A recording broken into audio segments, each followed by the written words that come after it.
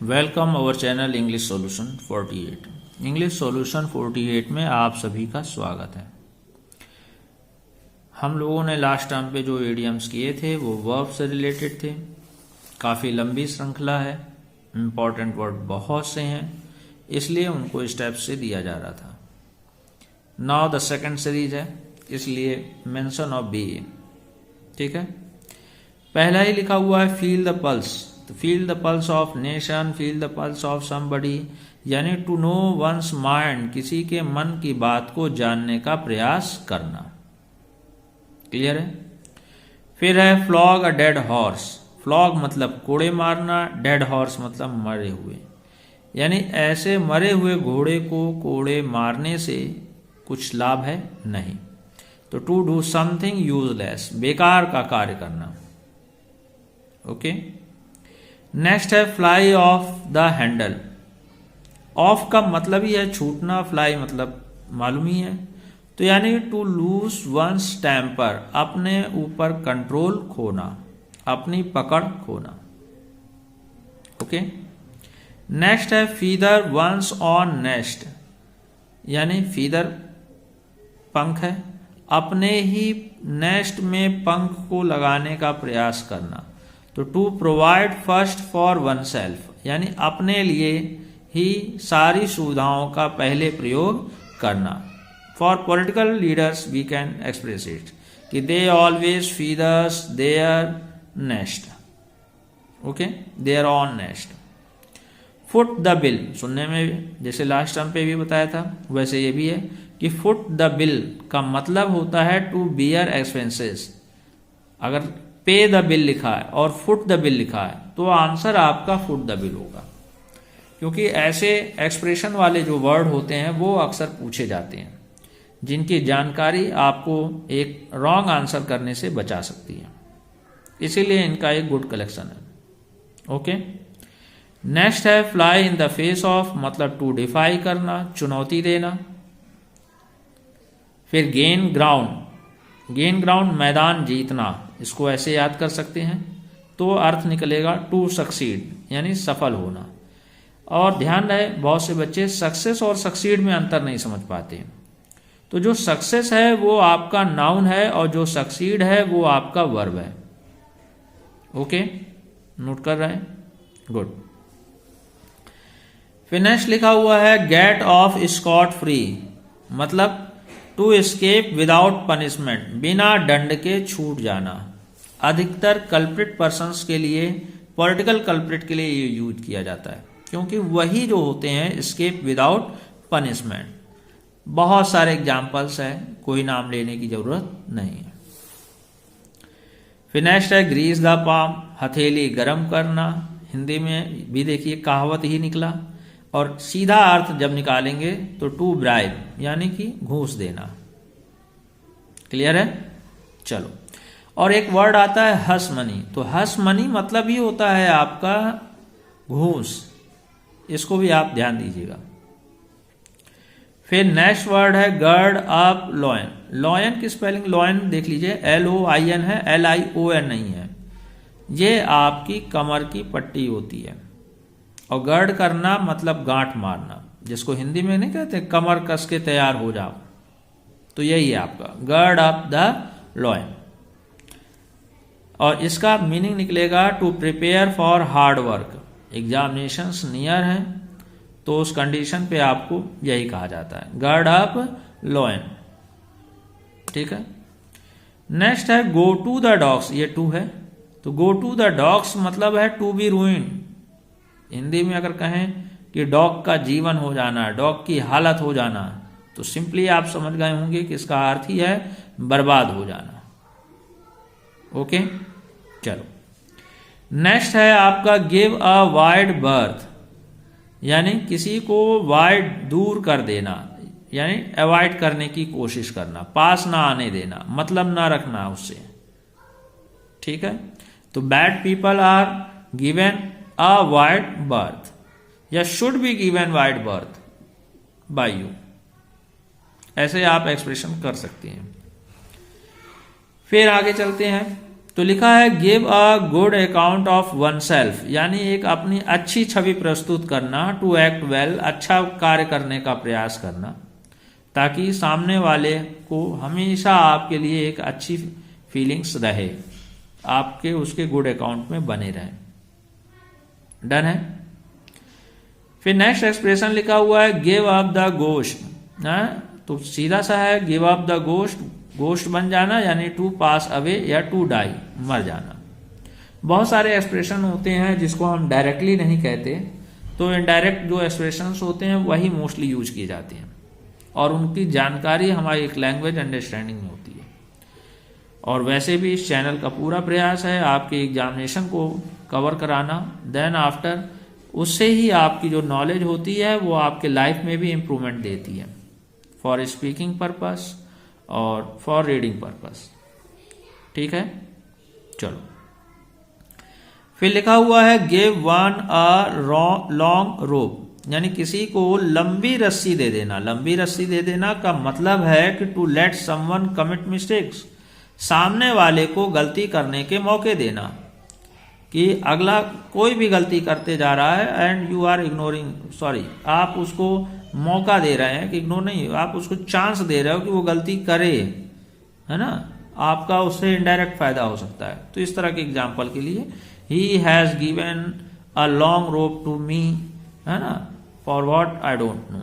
ऐसे कोई भी एक्सप्रेशन आप लगाइए, ये आपकी लैंग्वेज का पार्ट है। फर्स्ट ऑफ ऑल मीनिंग मालूम होना चाहिए, जितना आपको मीनिंग बेस्ट मालूम होगी उतनी ही आपकी बेस्ट एक्सप्रेशन जाएंगे। इसका सेंटेंस रिटन कर देने से ही पूरा काम नहीं होगा, क्योंकि लैंग्वेज इंप्रूवमेंट की बात कर रहे हैं हम लोग।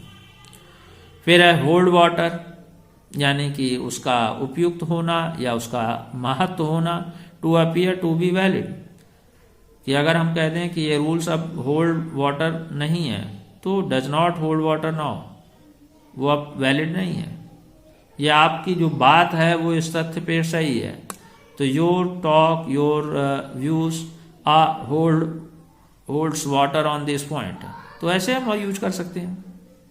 ओके। फिर नेक्स्ट है होल्ड वंस टंग, बिल्कुल साफ शब्दों में जबान पे काबू रखो, ऐसा एक्सप्रेशन सुना है? तो बस वही एक्सप्रेशन आप लगा देते हैं टू कीप क्वाइट, शांत, चुप्पी साधना। फिर नेक्स्ट है hold out an olive branch, तो ऑलिव ब्रांच का मतलब ही है टू ऑफर ऑफ पीस, शांति दिखाना, जिसको हिंदी में समझ लीजिए आप सफेद झंडी दिखाना, तो आप उससे शांति की बात करने लगते हैं। ओके। नेक्स्ट है होल्ड इन एबियंस, अगर हम देखें तो थोड़ा सा अच्छी भाषा में तो टाल देना कहेंगे, लेकिन अगर हम थोड़ा सा इसको स्लैंग लैंग्वेज में कहें तो अधर में लटका देना। तो होल्ड इन एबियंस मतलब होता है अधर में लटका देना, यानी किसी चीज को पोस्टपोन कर देना, टाल देना। डन है, चलो। फिर लिखा है होल्ड अ ब्रीफ, तो होल्ड अ ब्रीफ का मतलब ही है टू डिफेंड समवन, किसी का बचाव करना, किसी के पक्ष में कोशिश करना कि बचाव हो सके। फिर नेक्स्ट वर्ड है होल्ड एट बे, यानी to prevent enemy from coming, यानी किसी दुश्मन को अपने पास आने से रोकना। प्रिवेंट एनिमी बस इतने से ही आप समझ सकते हैं कि किसी को दूर रखना अपने से, अपने दुश्मनों को अपने से दूर रखना या अपने आप को उससे बचाकर रखना। डन है, चलो। फिर लिखा have an axe to grind, बहुत पुराना है, अधिकतर लोगों को याद भी हो गया होगा। स्वार्थ सिद्ध करना, to have a selfish interest. ध्यान रहे, जो ये इंटरेस्ट का मीन है अधिकतर स्टूडेंट ने एक ही याद रखा हुआ है, वो है आपका ब्याज, और दूसरा है रुचि। एक तीसरा आप और मीनिंग याद कर लीजिए जिसका अर्थ होता है हित, यानी बेनिफिट। पर्सनल इंटरेस्ट के लिए वो यहां आया था, तो he came here for his personal interest. ठीक है, तो अपने हित के अर्थ के लिए भी आप इसको याद कर सकते हैं। मोस्टली आता है, ऐसा नहीं कि this one is given by me, in examination in passage you will find it anywhere, मिलता रहता है।